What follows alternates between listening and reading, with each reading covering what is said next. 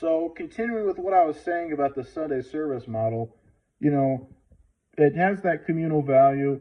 It's valuable for moral instruction of the community, but people get bored. Many people don't show up. It is very repetitive by its nature, even if you're switching between many books of scripture, like the LDS faith especially does.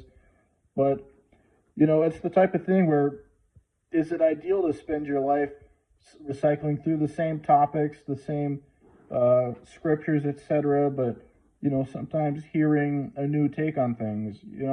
Clearly we've had that for a very long time. It probably works, but maybe we're in a new paradigm where what worked for the past no longer works. And I think it's possible that spirituality will eclipse religion, at least in what people really want. So something like the Sunday service model will seem less satisfying compared to private spirituality. So, like I was saying with European pre-Christian paganism, how it'd be more of a private focus with communal events. We already kind of see that in our world, at least traces of it. So you have events, festivals, communal things.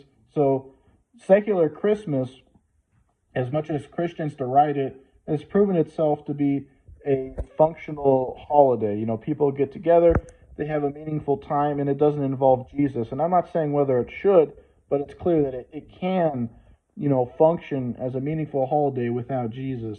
And you have things like Burning Man. You have, music festivals that some people experience as a transcendental experience.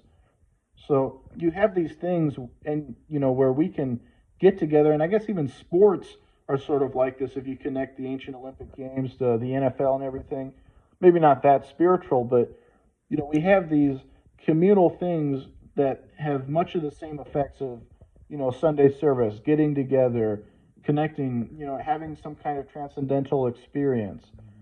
And if you combine that with social media, with things like witch talk, that's probably a thing.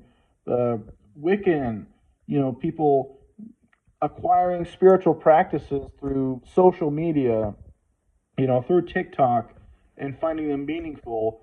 And some of these are kind of silly, maybe, but I think, I think it's a viable model. I think the future of religion might not be in a building on Sunday or Saturday or Friday in a pew listening to a sermon. I think the future of religion might be more decentralized with spiritual practices picked up from TikTok and communal festivals.